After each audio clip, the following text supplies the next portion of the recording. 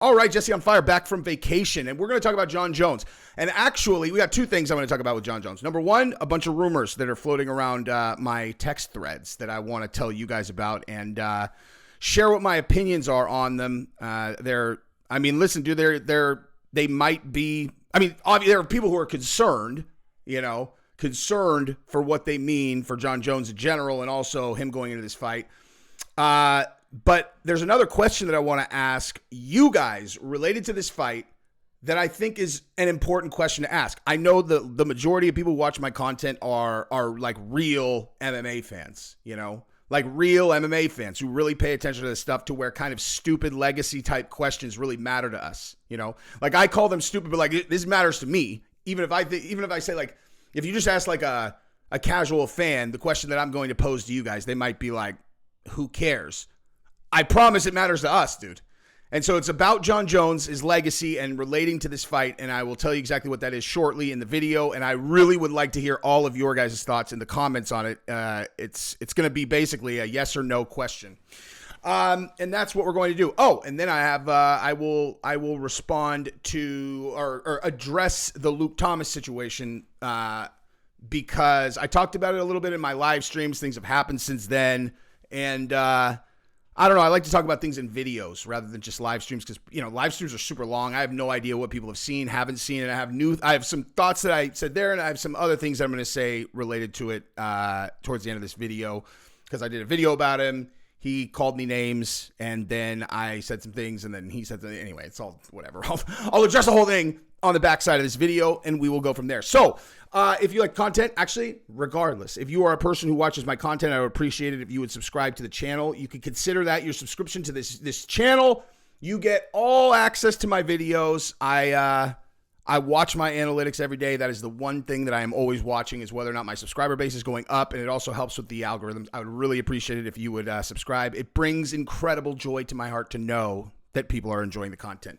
Thank you guys. Also, the sponsor of this video is Sheath Underwear, and guess what? Here's what we're doing this month. We're doing a special promotion. I always do these. I do these giveaways, right? They're raffles though. It's like if you buy Sheath Underwear, I'm gonna do a raffle. I'm gonna give away Jordans. I'm gonna give away a Ridge Wallet. This time, you buy Sheath Underwear this month. I am giving every single person who goes to sheathunderwear.com, purchases anything from said store using the promo code FIRE, emails the receipt to me at realjesseonfire@gmail. I am going to send each and every one of you guys a Donruss 2022 UFC card, and I will hand select a special one for you, and I'm going to sign it, and I will put a personalized message on it. So you send me your receipt. I have no idea if anybody wants this or not, but this is what you're getting. You have a guaranteed additional gift. Send me the receipt along with, here's what I want to say on the card. Don't make it long because they're small. And I'm going to go, to my boy Joe Blow, keep your dreams alive. Or it could be like, Jesse on Fire is a complete and total imbecile. Signed Jesse on Fire. But I'm going to send it to you either way, whatever you guys want. Signed UFC cards for everybody who purchases Sheath this month. And Sheath Underwear are the bomb. Let's rock and roll and talk about Jon Jones. Okay, so what is the rumor that has been swirling around the community? Now, I've been hearing this for I would say the first time I heard this was about six weeks ago. And now it just keeps on escalating, what I'm hearing. And that is that Jon Jones is partying a lot. So, I'm going to say this, dude, right? Why is this important, whether or not he's partying? Well, it's important because Jon Jones is a guy where he's reckless, dude. And also, he said, he's like, I'm never drinking ever again. He had the incident at the hotel with his wife and his kids. I am not in a position to judge a guy based on whether he's going to party or not in terms of I'm not going to call him. Let's say he's partying his gutsies off again. Let's say he's boozing every single weekend. He's drinking 3 nights a week. I'm not going to call him any names. I'm not going to say, oh, he's doing that. I mean, every person has to make their own decisions. I will just say that in Jon Jones's case, this has historically led to very bad outcomes for him, right? And he has a really big fight in November, and I don't want to see this fight get lost to any of these things that could happen as a result of Jon partying too much. He gets arrested, he does what, you know what I mean? Like anything like that. And also, I want to see the best Jon Jones go in there against Stipe because it's an incredibly tough fight. But when I look at some of the things that I've seen recently, it's like, does it look like Jon's partying? It's like, I mean, I've been hearing this all over the place now, like all over the place. So if it's not true, maybe someone just started the rumor and it just ripped around the community. But this is what everyone is saying, you know, like everyone is saying this, that Jon's partying a lot, you know. And when you look at that Jon Jones video the Francis video where Jon Jones and Francis squared up at the PFL event, it's like, man, dude. I mean, listen, if I had to bet whether he was drinking or not that night, I certainly would not take more than a millisecond to click on yes, you know, yes or no. Your life depends on it. Be like, yeah, he was drinking that night, you know. And what's crazy is like he seems to be a guy, you know, from the outside in, where he's like a good time Charlie type drunk. You know what I mean? Like there's a lot of people who, I mean, actually I would say everyone tends to respond the same way to alcohol intake regardless, right? Like if you go historically, you just look at a guy, he parties, it's like, hey, what does this guy look like after 3 shots? And it's like, well, he's usually doing this. It's like, that's pretty consistent, like every single time. It's like, what about after 9 shots? It's like, then he's doing this. Like in my case, you know, Jesse, so what about if you've taken like 3 shots? It's like, oh, good time Charlie. What about 4? Really good time Charlie. What about 5? It's like, really good time Charlie. And it's like, what about 8? And I'm like, asleep. You know, asleep. Really? 100% of the time. You know, minus if I cheated with, I don't know, you know, if I took a half an Adderall or something, then awake. But still, good time Charlie. Like booze has the same effect on me every time. It'll always just put me in a good mood. I never, ever, ever have a bad time. Like, you know, I don't ever like get angry or whatever from booze. I don't really like drinking that much. It's not like a thing that I do very often, but when I do, it's like that. I have other friends, right? I have one guy in particular who I think about when I talk, well, a few guys, but this guy in particular, he's one of the scariest dudes on earth when he's sober. Just because he's such a serious guy, he is, you know, what's the right way to put this? One of the most credentialed people I've ever met in like any way that you would characterize that. And he's really like scary, you know, because you're just like, man, he just is like, he likes things the way that he likes them and you really don't want to disappoint him and, you know, whatever.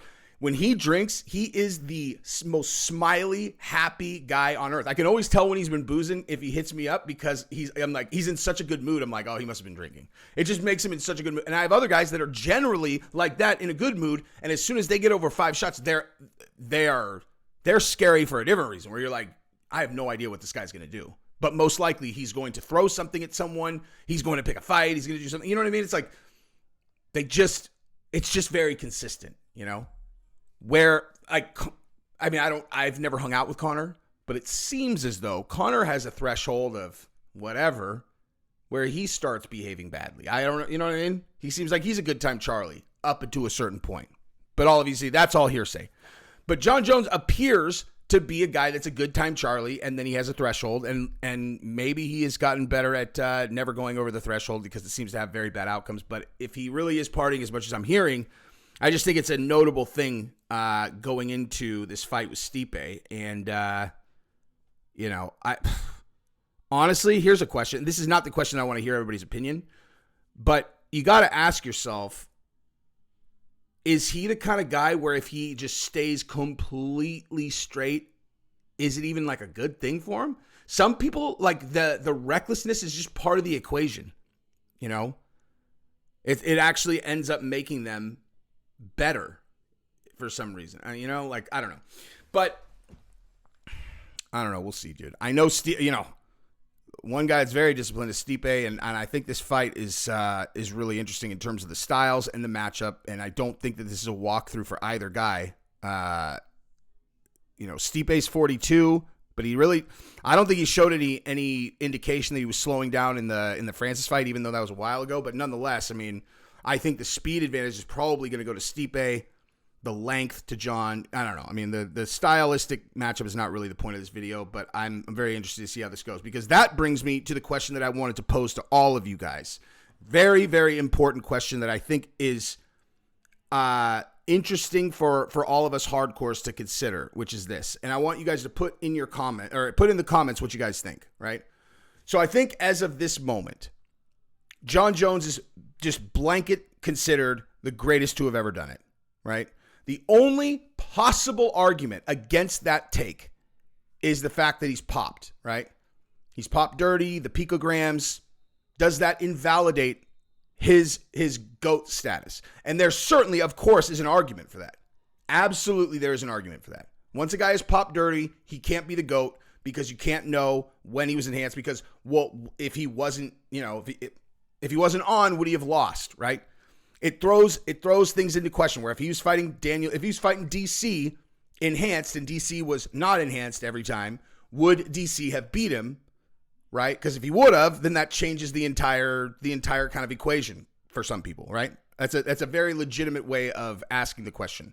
I think he is definitely the greatest of all time at this moment because he's never lost. He's never lost. I mean, unless you've seen him do something with your own eyes, unless you know for sure what the other guys were doing, it's just kind of like this weird nebulous thing about the performance enhancers, whether you even bring it into the equation. Bottom line is, enhanced or not, he's never lost. He's never lost once. And he's fought everyone. Khabib retired undefeated. Well, guess what? Okay. Guess what?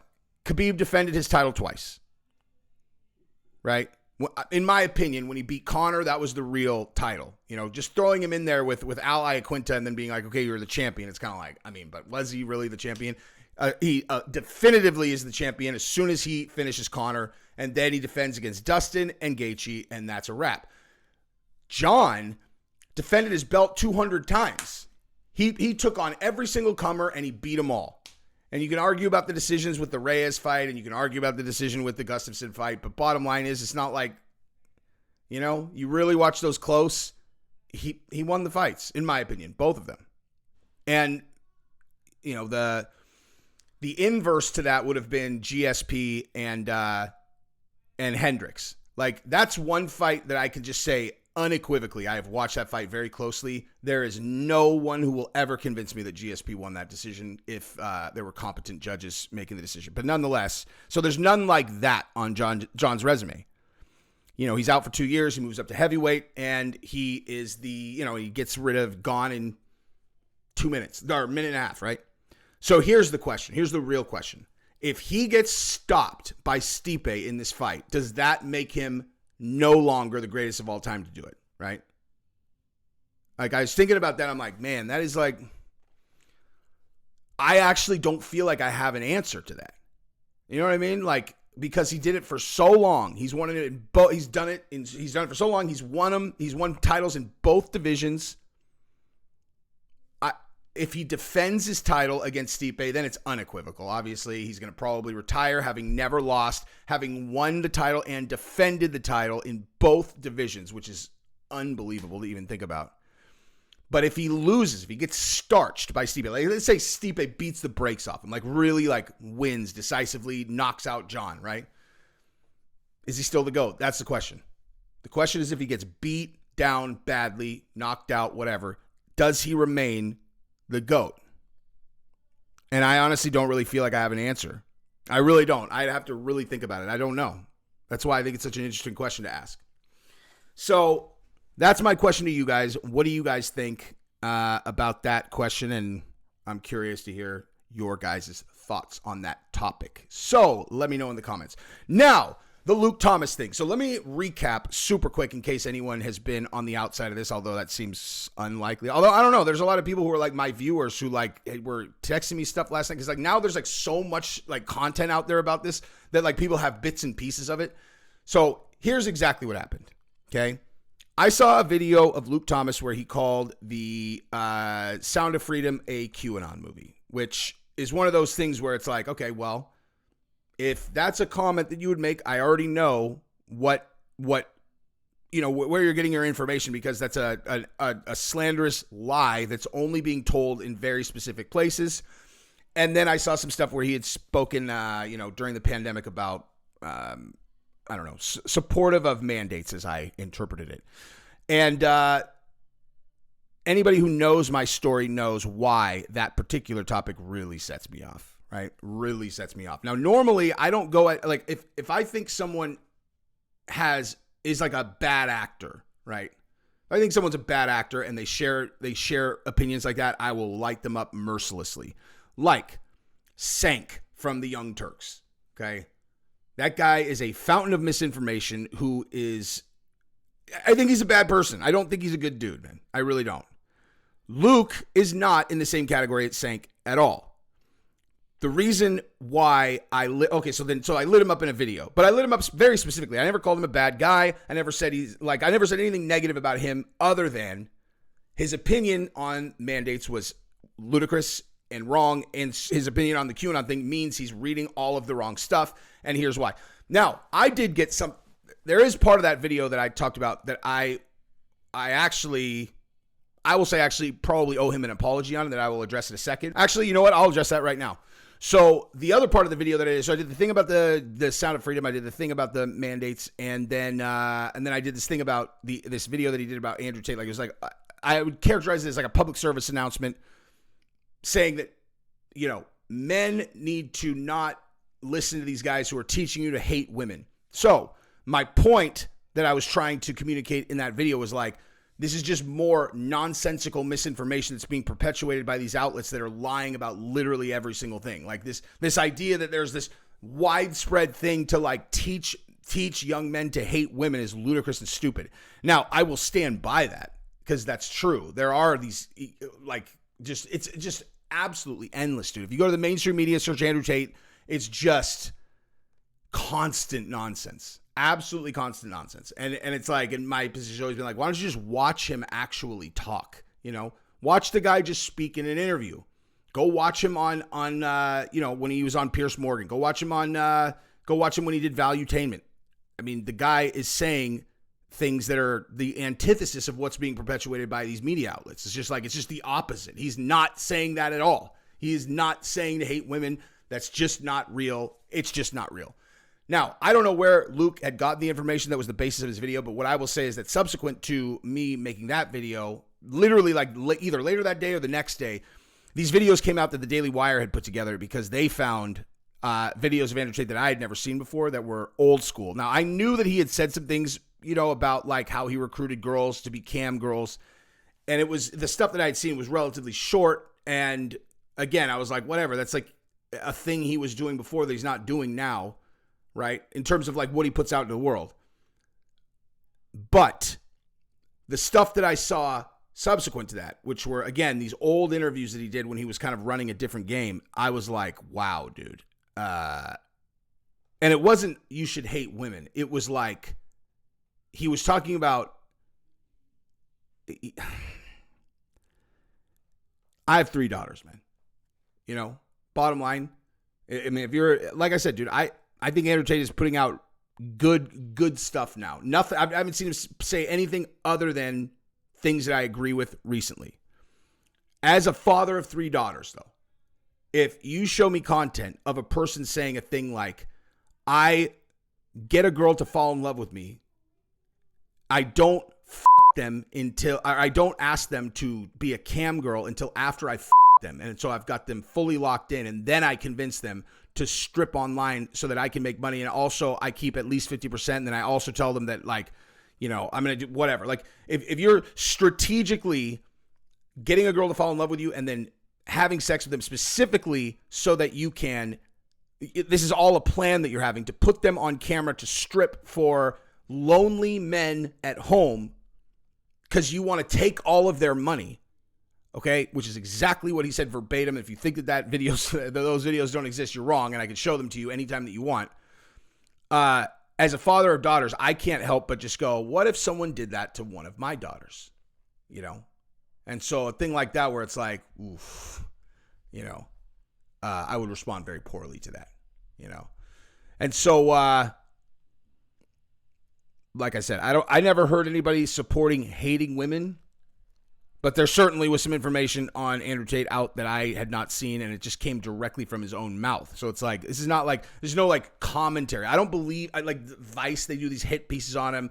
All these mainstream media outlets do these hit pieces on him. I don't listen to any of that shit because I don't trust any of those outlets at all. But if I see a guy saying the thing himself, I mean, he said those things straight up and seemed pretty proud of himself saying them. But again, I don't see him saying anything like that anymore. He's converted to Islam. If that's how he's living now, then good for him. What Andrew Tate does is not important to me. What's important to me is that people do not trust mainstream media outlets that are lying to us on purpose with a grand scheme that, in my opinion, is very, very clearly a 10-year plan where if they have it their way at the end of 10 years, we will literally have absolutely no freedom whatsoever to do what we want to do, to say what we want to say. They want it all. You know, they could say that it's because of overpopulation. They need to get everything under control. Otherwise, we're going to literally, our society's going to collapse. And I'm not smart enough to know whether or not that's true. All I know is that I had to flee a state as a result of the exact same type of thing. And I'm going to tell you about that right now. But on the mandates, this is why I fly off the handle on that stuff. Okay. So if you know my story, then this will be redundant. But if you don't, this is why I lose my shit hard on mandate stuff. We live in Texas, one of the best decisions that we ever made. I love Austin. I love living in Texas, man. The reason that we had to leave California is because my oldest daughter got hurt by a jab, okay? When she was a baby, got hurt. And also our dog got killed by a jab, okay? That's a fact. Our dog got killed by the rabies one. Okay, that story is completely insane, dude. This actually happened. Okay, we had a 5-pound Yorkshire Terrier. We were going to Hawaii for a week, so we had to kennel both Romeo, the 5-pound dog, and my 70-pound pit bull, whose name was Manson. So, which was it's one of those things I named him that because it was ironic because he was so small, and then he grew into a big pit bull. They're all, what's his name? I'm like, Manson. They're all, you named your dog after a serial killer. I'm like, I don't know. It was kind of funny when he was little. I didn't I'm not feeding him gunpowder or anything. Nonetheless, so they were they need to be up on their rabies shots. And we were like, well, they don't, they don't have them. And they're like, well, you have to get them up to date or else you can't kennel them. And we're like, all right. So we take them in, and for Romeo, they break out, the shot is this big. He's 5 pounds. They were giving him the same exact shot they were putting in my 70-pound pit bull, and the thing looked enormous even for him. And we're like, whoa. And I was like, wait. You're going to inject that into him? And they're like, yeah. And I was like, doesn't that seem like an enormous volume of liquid to be putting in a dog this size? They get the same amount, all of them. I'm like, that's absurd, dude. That's absurd. He's 5 pounds. How could you be giving the same amount to a 5-pound dog to a 70-pound dog? And he's like, we give the same amount to a 150-pound dog. I'm like, you're proving my point, dude. What? You're proving my point. So he shamed us, and, basically it's like, they're fine, man. I do these all the time. So through, protests from Gabrielle, we gave him the shot, right? So that night he gets home and he started ticking. His head started going like this. His eye, it clearly had zapped his brain. Gabrielle was inconsolable. And I convinced her, I'm sure it's going to pass. I'm sure it'll be fine, which it did. After about 3 or 4 days, and he seemed like everything was normal, okay? He was 6, okay? They're supposed to live to be 16, 17. Well, he lived to be 9, okay? He lived to be 9 because he got cancer at the injection site. Exactly where they gave him the shot, he got a huge tumor, and he died, okay? So that was before we had kids. Then the first shot that my oldest daughter got, she got hurt. And so we went to a doctor. We did all this genetic stuff. They went through my medical history, Gabrielle's medical history. They found out that both Gabrielle and me had only gotten a certain number of them. And then both our parents, obviously individually, had cut us off because we had both had these really bad reactions to them. And so the doctor's like, look, man, if both you guys had that and then your first daughter got hurt, they're like, it's not safe. So here, you guys are going to get medical exemptions for your kids. So we got medical exemptions. They're like, it's not safe because there's a billion shots that you're supposed to give, whatever. I mean, I don't want to share misinformation. There's a lot of shots you're supposed to give the kids. It's not safe. And so we were like, okay, good, cool. Medical exemption, fine. Everyone else that doesn't have a medical exemption is forced to get them. So they had exemptions. Well, California, funded every single one of these politicians, funded by, who that manufactures these things. They passed a law that invalidated medical exemptions. And so they're like, too bad, your kids have to get every single one. And we were like, what? They're like, yeah, you have to get all of them, every single one. And so we were forced to move. We were either going to have to give each of our kids a bunch of, all these shots, or we were going to have to move out of the state. And so we had to leave my entire family, my mom, dad, their people, my brother, his wife, my kids' cousins. They have 3 cousins, like my brother's kids. We all lived all in the same area. We had to leave. And so we fled to Texas. Okay. So the mandate thing, very close to home. When I see people share information where they're supportive of that stuff, I fly off the handle. And so I did. I flew off the handle. And I made a video where I was very critical of that position. And, I would say I challenged Luke to look into these things more, look into these things better. So he did a response video where listen, I wasn't nice about it, obviously. But he called me some names, which is fine, which is fine. I'm sure he probably expected me to do another, like a comeback video. Oh, I also was mean to his co-host Brian because I found a video, a compilation of him, like joining in the stomp out party on Shab, like the go on the internet, okay? Go on YouTube and just search documentaries destroying Shab in his chosen career. He's trying to be a comic, right? Or he is a comic. Just go take a look at the volume of videos that are out there that are intended to destroy his career. Okay? I also have a big adverse reaction to that for anyone. Okay? Anyone. I don't like it, dude. I don't like that shit at all, especially someone who I know personally who's been nothing but nice to us, and I've never seen him really do anything. I've never seen him be mean to anybody. And so, yeah, I was mean to his co-host, Brian, because I'm like, are you fucking serious, dude? Shab would beat you until you were unrecognizable without having to use his hands. What? You're jumping on the bandwagon of the bully train. Fuck you, guy. So those were that was the gist of my video. Anywho, so Luke got bent out of shape and set out a little whatever. I don't know. I'm an unworthy adversary and a skin tag or something like that. Whatever. And so in my live streams this weekend, I ignored that fact and just said, if I'm being honest, dude, I did it to try to trigger him into doing research into the things that he said. Because, listen, if we're being honest here, okay, everyone in the MMA community, extraordinarily predictable. Everyone is. I used to use this tactic when I was first building my channel. And I've told you guys this 1,000 times. People who really watch my content for a long time. I told you, I would say things on my videos in a way that was intended to piss people off. Like I knew it would make people mad. I wasn't saying things I didn't believe. I just did it in a way that I knew would get under people's skin if it was the first time they were viewing the channel. But I would only do it every once in a while, right? Like I would make myself super arrogant and obnoxious because I knew first-time viewers would be like, who the fuck is this guy? Who does he think he is? And so then they would continue and they would watch my videos looking for times that I was wrong because they were mad and they want to see me say things that are wrong so that they could tell me that I'm an idiot and that I'm wrong. Except that I only did that like once every 5, 6, 7 videos. And so in between times I say that, they're going to see 5 videos of me just being myself. And they're like, fuck, I kind of like this guy. I kind of like him. It's like it's a bait and switch, dude. I bait you into hate watching my channel.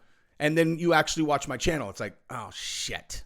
I like it. You have no idea. I can't even count how many people have emailed me, messaged me, and been like, that's actually exactly what happened. I started watching because you pissed me off. And then I'm like, I think I like this guy. I'm like, yeah, I know. I did that on purpose. So in this case, I wasn't 100% sure that Luke would see it. But I figured it was highly likely that he would. And then I figured he would probably go research the things that I said, looking to make sure that he was not wrong. And then he would find out that he was, And we would recruit him onto the good guy team because it's important that anyone with a platform is on our side because these people over here are evil rat fuckers that'll invalidate medical exemptions for my kids. It's about recruitment. I'm not into I don't just do conflict for conflict's sake. I am always thinking strategically, 4 or 5 steps ahead. Luke was low-hanging fruit. He's way too fucking smart. Way too smart to be over there with these guys. You know what I mean? Like I was saying, Sank is a bad guy. I would never waste. I'll light Sank up all day long. And no, you can never change his mind. I'm just being mean to him because he's a fucking asshole. Luke, he's not a bad guy. He's a good guy. He's smart. I like his MMA takes. He has good enough MMA takes that I could tell a lot about his personality because they're very well researched, which means if he finds out that he had been poorly researched on something else, he's going to change his mind. And so that was what my goal was. And then today he put out a video that I have not watched yet that said something about what I got wrong on the pandemic and whether, bottom line, it looks like he did some reading. Or maybe he just wanted to address it for the first time since the pandemic. Either way,